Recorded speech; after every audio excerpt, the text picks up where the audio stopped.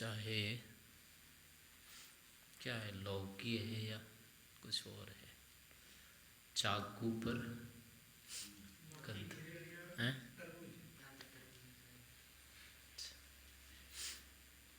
तो कभी तरबूजे से चाकू टूटते देखा है कि नहीं आपने?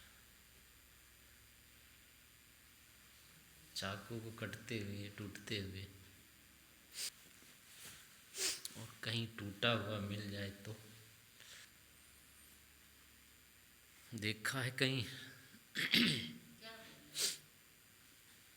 कद्दू से कुल्हाड़ी टूटता हुआ।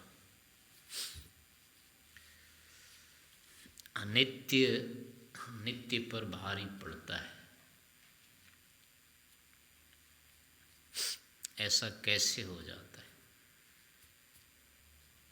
ऐसा ही है ना, जैसे कद्दू तोड़ दे चाकू को, अनित्य नित्य को मार मार देता है, मारता रहता है। कैसे हो जाता है ऐसा? शरीर आत्मा को कैसे बस में कर लेता है? नहीं, वो तो उसका तो कुछ बिगड़ नहीं सकता है ना।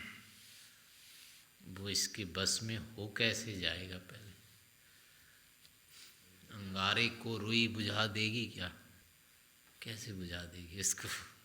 उसको रुई को कितना अधिक बांध के रख दो अंगारे पर, कैसे अंगारा बुझ जाएगा? बुझ कैसे जाता है?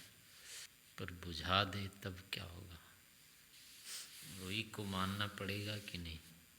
तो आप किस में आते हैं, रुई में या अंगारे में? बुझाना है, बुझते रहना है, क्या करना है? क्यों होता है ऐसा? कारण निकाल, खोजे। अनित्य नित्य को कैसे दबा लेता है? दब क्यों जाता है वो?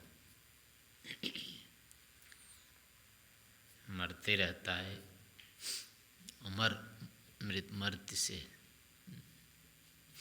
मुर्दा जीवित को मारता रहता है। क्या कारण हो सकता है?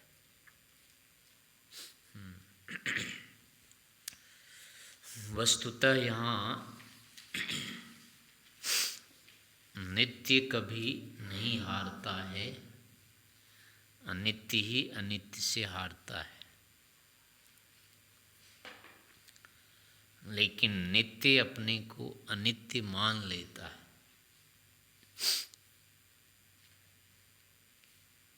वो वस्तुतः यहाँ सब खेल बुद्धि का ही है। केवल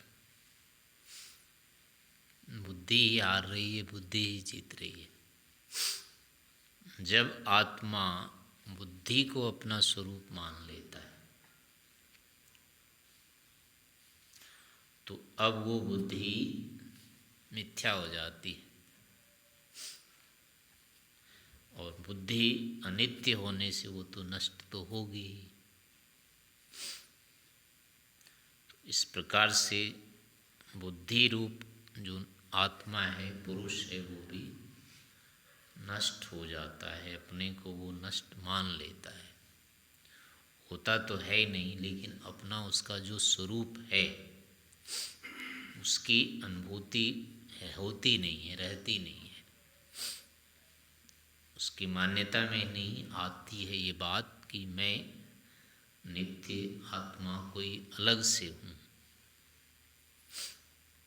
अभी जो हम अपने को मान रहे हैं कि मैं हूँ, ये वस्तुतः अपने आत्मा के आश्रय से नहीं मान रहे। अभी का ये मैं सारा का सारा क्या है? बुद्धि मात्र है।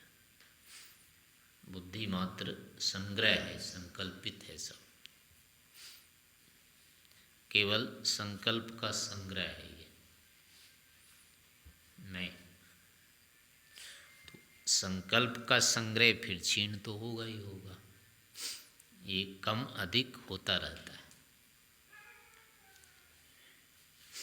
अगर ये संकल्पों का संग्रह नहीं होता, अहंकार का संग्रह नहीं होता, तो ये ना कम होता, ना अधिक होता, ना छोटा होता, ना बड़ा होता। इसमें परिवर्तन संभव नहीं था। लेकिन छोटा बड़ा आदि कुछ भी होना, जो परिवर्तन नाम की चीज़ है, वो घटने बढ़ने वाली चीज़ संग्रह में ही संभव है। तो यहाँ भी बुद्धि का संग्रह होता है। नित्य में परिवर्तन की तो संभावना नहीं होनी चाहिए थी, पर ये मैं छोटा हो गया, बड़ा हो गया, ये हो गया आगे और घिस जाऊंगा, ये कैसे लग रहा है? अगर ये संग्रह नहीं है तो ऐसा लगना नहीं चाहिए था, लेकिन लगता है, इसका मतलब है ये भी संग्रहित है, वस्तुतः स्थायी नहीं है ये। वो सूत्र है एक, उस निमित्तम रूपादयो विषया संकल्प कृता।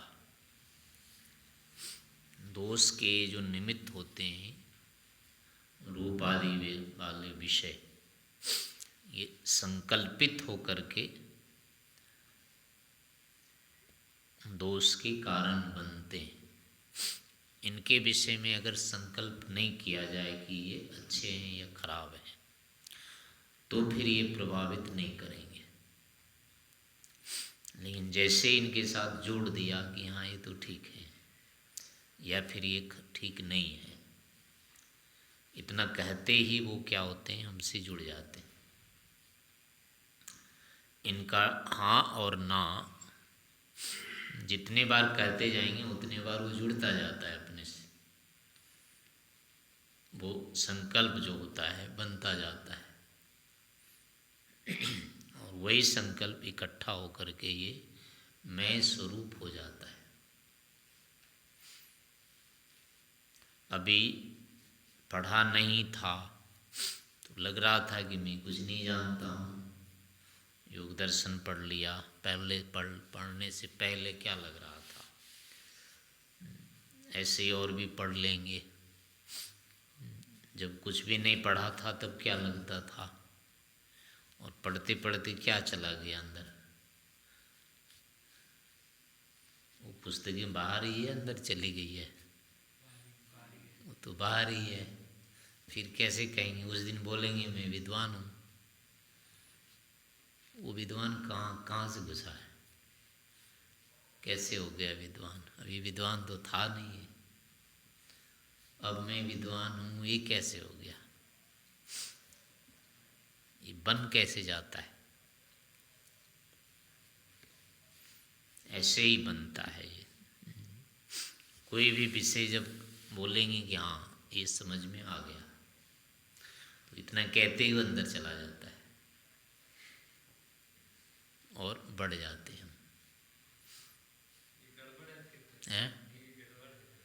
हाँ, वहाँ ये ध्यान नहीं रहता है कि इस विषय को मैंने जान लिया है, मैं जानी हो गया, मैं जान लिया, मैं जानी हो गया, ये अर्थ का होता है वहाँ। नहीं, मैं जानी हो गया, मैंने जान लिया मतलब मैं जाता हो गया, इसका वहाँ भाव ये होना चाहिए थी, इसको मैंने जाना है, पर मैं विद्वान हो गया, मैं कुछ हो गया जानने से, हाँ ये नहीं होना चाहिए वहाँ। ये तो इसका स्वरूप है, जिसको भी जाना उस समय लगना चाहिए ये ऐसा है, ना कि इसके कारण मैं ऐसा हो गया। किसी चीज़ को देखने के बाद वो वस्तु तो गौण हो जाती है कि ये ऐसी है, लेकिन उसको जानने वाला मैं ये हो जाता है कि विशिष्ट हो जाता है। मैंने जान लिया, देख लिया मैंने। कोई चीज़ देखने जाते हैं तो देखने से पहले लगता है ना कि वो कोई बड़ी चीज़ है, देखा नहीं है, जब तक देख नहीं पाते हैं तो उसके लिए छटपटाते रहते हैं, दिख जाए दिख जाए दिख जाए, तब तक तो हम उसके अधीन रहते हैं, लेकिन उसके दिख जाने के बाद एकदम खड़े हो जाते हैं, हाँ देख लिया। देखने के बाद उसका उसके प्रति हमारी क्या होती है, अब उपेक्षा हो जाती है भाव, और हम उससे फिर बड़े हो जाते हैं उस समय। तो उस समय जैसे ही उसका ज्ञान अपने अंदर होता है उत्पन्न, उस ज्ञान के साथ अपना भेद नहीं रह पाता है, वहीं अभेद हो जाता है। ज्ञान बढ़ा, वो ज्ञान ही में बढ़ा हो जाता है। तो इसकी मात्रा होती है, फिर जितनी अनुभूतियाँ ऐसी होती जाएगी उसकी उतनी मात्रा, यानी वो एक तरह से अहंकार वो है, जिसको कहते हैं, जिस अहंकार को लेकर के चित्त का निर्माण होता है। वो जो चित्त बन रहा है वो वही इसका अहंकार है, वो मूल उपादान हुआ एक तरह से। उसी संकल्पित अहम से ये बनता है चित्त। वस्तुतः चित्त का ही निर्माण हो रहा होता है, ज्ञानात्मक बुद्धि का हो रहा होता है, उसकी मात्रा बढ़ रही होती है, संस्कार बढ़ रहे होते हैं वहाँ, लेकिन वो मैं रूप में बढ़ रहा होता है। मुझे इतना ज्ञान हुआ है या इतने ज्ञान का संग्रह हुआ है, उस रूप में वहाँ नहीं दिखता है। यहाँ जैसे कि पैसे आ रहे हैं किसी के पास, तो कम से कम वो इतना तो देख पाता है कि इतने पैसे मेरे पास आ गए, लेकिन उसके साथ ये भी वो कह देता है कि मैं इतना धनी हो गया अब, तो मैं धनी हो गया उस समय कहते हुए उसको धन बाहर से दिखता है। तो अब यदि यहाँ वो चाहे अपने साथ मिलाना कि धन तो मेरा बाहर ही है मेरे से, तो मैं कैसे बड़ा हो गया इस धन के कारण, मिलाना चाहे तो वो मिला सकता है। वहाँ थोड़ी सी यहाँ पर है स्थूलता, लेकिन बुद्धि को तो बिल्कुल नहीं मिला पाता है, उसके मिलाने का कुछ बचता ही नहीं है। बुद्धि पूरी तरह से आत्मा में मिल जाती है, आत्मय हो जाती है। अपना और बुद्धि का जो होता है तादात्म्य हो जाता है, भेद नहीं रहता है कि मैंने इसको जाना, होना चाहिए था कि इसका ज्ञान अब मुझे हो गया है, मैं तो उतने ही हूँ, लेकिन इन विषयों का ज्ञान मेरा बढ़ा है, इसको भी देखा, ऐसा ये है। इस रूप में अगर वो अनुभूति होती है तो अपना बढ़ना नहीं होगा, फिर नहीं लगेगा कि मैं बढ़ गया, फिर यही लगेगा हाँ इसको भी जानता हूँ, इसको भी जानता हूँ, इसको भी देखा है। लेकिन देखने देखते देखते देखते मैं ही बड़ा हो गया हूँ ऐसा नहीं लगेगा। लेकिन वहाँ ये ध्यान नहीं रह पाता है। ज्ञान होने के बाद ज्ञान आत्मसात हो जाता है एकदम से, संकल्पित ऐसे ही हो जाते हैं कि हाँ मेरा बढ़ गया है। तो इस कारण से ये जो वृद्धि हो रही होती है वस्तुतः ज्ञान की हो रही होती है। तो अपना हम स्वरूप जो मानते हैं वो उसी बुद्धि को मानते हैं, ये बुद्धि ही अपना स्वरूप बन जाती है। तो उस बुद्धि में निरंतर ह्रास वृद्धि होगी। ज्ञान होता रहेगा तो वृद्धि होती रहेगी उसमें, और ज्ञान जब बंद होने लगेगा तो घटती जाएगी, फिर कम होती जाएगी, विस्मृति होने लग जाएगी। तो उसमें अब धक्का लगने लग जाएगा, मैं छोटा होने लग गया। दूसरे किसी विद्वान को देख करके, जैसे बलवान को देख के अपने आप लग जाता है मैं तो इससे छोटा हूँ। एक कम धन वाला दूसरे धनी को देख करके अपने आप मान लेता है मैं तो इससे छोटा हूँ। तो ऐसे ही कम बुद्धि वाला अधिक विद्वान को देख के देखते ही मान लेता है मैं तो इससे छोटा हूँ। तो यहाँ बुद्धि ही अपना स्वरूप होने के कारण ऐसी स्थितियाँ बनती है। लेकिन मुक्ति के लिए, वर्ग के लिए, स्वरूप के लिए, यथार्थ ज्ञान के लिए ये पर्याप्त नहीं है। ज्ञान तत्व ज्ञान तो नहीं है ये। स्वामी दयानंद विद्वान स्वरूप से थोड़े थे, उन्होंने भी ज्ञान इकट्ठा किया था, वो स्वयं नहीं मानते होंगे। दृष्टादिशि मात्र सूत्र पर है ना व्यास भाष्य, विशेषण अपरामृष्ट, विशेषण अपरामृष्ट है। विशेषण दृष्टा जो होता है दृश्य मात्र होता है, बस उससे ज़्यादा कुछ नहीं हो, जान लेता है किसी चीज़ को, बस इतना ही है। वो ना मूर्ख है, ना विद्वान है, ना छोटा है, ना बड़ा है, कुछ नहीं है वो। आज जो बुद्धि इतनी इकट्ठी हुई कल को समाप्त हो जाएगी, रहेगी कहाँ? सदा तो नहीं रहती है। सदा होती तो इकट्ठी करने की जरूरत क्या पड़ती? अगर स्वरूप से स्वामी दयानंद बुद्धिमान होते, विद्वान होते, तो उनको पढ़ने लिखने की जरूरत क्यों पड़ी? स्वभाव तो रहता है ना सदा, वो तो जाता नहीं है। तो पहले से आना चाहिए था ना उनको, तो पहले से जो आ रहा था तो यहाँ क्यों लिया? और यहाँ से अगर लिया है तो पहले नहीं था उनके पास, तो बाद में कैसे रह जाएगा? मुक्ति से आने के बाद जो मुक्त जीवात्माएं होती है वो विद्वान रहती है, मूर्ख होती है? तो उसके पास तो बहुत सारी पूरा वेद होता है, सामान्य कैसे हो जाता है वो? अगर स्वरूप से वो कुछ नहीं, घोल मटोल नहीं है, तो ऐसा कैसे हो जाएगा? स्वरूप से तो सफा चट ही रहेगा, तभी तो परत चढ़ेगी उस पर। इसका मतलब ज्ञान प्राप्त करने की जरूरत ही नहीं है, आवश्यकता ही नहीं। आवश्यकता नहीं तो कर्म नहीं होगा ना फिर यहाँ। अब तो यहाँ जुड़ गए प्रकृति के साथ, जुड़ने के बाद अब छूटने के लिए कोई उपाय नहीं है बिना ज्ञान किए।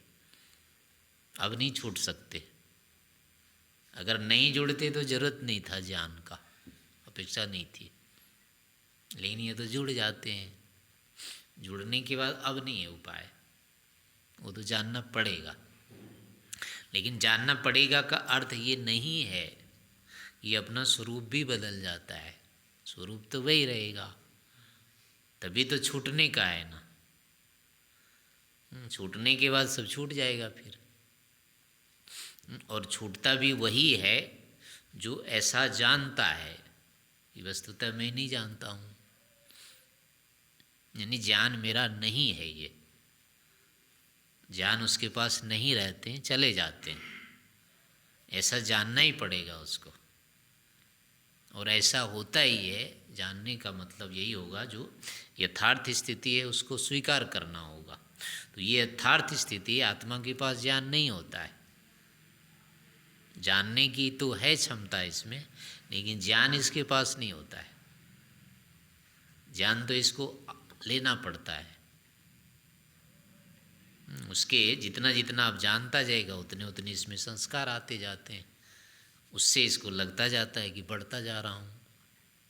उस संस्कार का संग्रह है बस, स्वरूप से वृद्धि नहीं है इसकी। ज्ञान बढ़ गया तो इसीलिए तो संसार को कहा है ना, ससर्वो अप्रतिबुद्धा आत्मसंपदम मनमानः तस्य संपदम अनुनंदति। आत्मसंपदम मनमानः तस्य व्यापदम अनुशोचति। आत्मसंपदम मनमाना स सर्वो अप्रतिबुद्धा। जो ऐसा मानते हैं, दूसरे की ह्रास वृद्धि को देख करके अपना ह्रास वृद्धि मानने वाला मूर्ख होता है। उसको मूर्ख कहा है, विद्वान तो नहीं कहा है। और संसार में तो चलता ही है ये, इसीलिए तो संसार है। यहाँ अगर वो व्यक्ति बुद्धिमान हो गया तो रहेगा कहाँ यहाँ? उसके तो रहने की जगह ही नहीं है ये। उसके लिए तो तृतीय धामन, उसके लिए तो तीसरा धाम पड़ा है, यहाँ थोड़े रहेगा वो। तो यहाँ के जो व्यवहार होते हैं वो तो अविद्या निमित्तक ही होते हैं। ये संसार में इतना चलता है, लेकिन उसके अपने अपने स्तर होते हैं। स्तर से फिर वो कम किया जाता है। अब जो बच्चा उत्पन्न हुआ है उसको तो बताना ही पड़ेगा, ये तेरी माँ है, ये तेरा पिता है, तेरा भाई है। उसको कैसे कहेंगे कि तू आत्मा है, ये आत्मा है, हाँ? ये तेरा कोई नहीं है। वो समझेगा क्या इसको? वो इस बात को समझ ही नहीं सकता ना। वो तो कहानी है, वो तो ऐसे ही है। नहीं, बचपन में वो समझेगा, शब्दों से बताया जा रहा है, वो आत्मा को समझेगा कैसे? शब्दों के संस्कार उसमें बैठते जाएंगे, थोड़े दिनों के बाद वो जान लेगा, लेकिन उसी समय कैसे जानेगा? पहले तो नहीं जान सकता वो। तो इस कारण से प्राथमिक स्तर पर तो ये होते हैं, और ये थोड़े से, ये जो नाम है ना, गुणों के आधार पर नाम रखे जाते हैं। वो क्रिया थोड़ी अंश मात्र में होती है वहाँ पर। माता आप कह दिया तो माता निर्माता भवती, वो कुछ निर्माण करती है, इस कारण से उतनी मात्रा में है, लेकिन वो आत्मा की माता थोड़े है। वो आत्मा को निर्माण संबंधी कुछ उपलब्धि होती है उससे, पिता से रक्षा की कुछ आंशिक रूप में उपलब्धि होती है उससे, इस कारण से वो पिता होता है, वो माता होती है। तो ऐसे कुछ आंशिक रूप में ये घटित होते हैं, पूरे पूरे में नहीं होते। तो उतने अर्थ में वो लिया जाता है, पूरा अर्थ में नहीं लिया जाता है। आत्मा की कोई माता नहीं हो सकती, आत्मा का कोई पिता नहीं होता है, कोई दूसरी आत्मा हो नहीं सकता है। लेकिन उसकी स्थिति ही ऐसे ही है कि उसका ज्ञान का स्तर यही रहेगा, इसी क्रम से वो आगे आएगा। धीरे धीरे कालांतर में उसको फिर यथार्थ स्थिति का बोध होता है, पहले नहीं हो पाता है। लेकिन वो बोध फिर ऐसे यही होता है, और कुछ नहीं है बोध। तो अंत में आना यही होगा कि वस्तुतः ये सारी नैमित्तिक उपलब्धियां हैं मेरी, संबंध होते हैं केवल इनके साथ, और इस प्रकार की बुद्धि बनती है। तो किसी वस्तु को देखने के बाद उससे संबंधित बुद्धि तो होगी, लेकिन उसमें साथ में बन जाती है अपने से संबद्ध, ये मेरा स्वरूप हो गया। तो इतना भाग उसमें से हटाना पड़ेगा बस। ज्ञान तो बाद में भी होता है, इसको अपने स्वरूप का बोध हो जाता है, आँख से तो वो भी देखता सुनता है, सब कुछ करता है, लेकिन उसके ऊपर ये स्थिति नहीं बनती है, वो अपने को काट के देखता है उतना।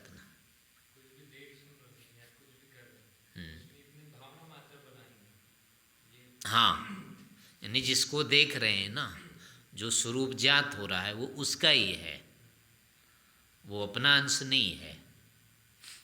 देखने के बाद ठीक है, देख लिया, यानी किसी देखी हुई चीज़ को प्रायः 2-3 बार देख लिया, उसको जब देखते हैं तो दिखता तो है ना पूरा वो, लेकिन वो प्रभावित करता है क्या?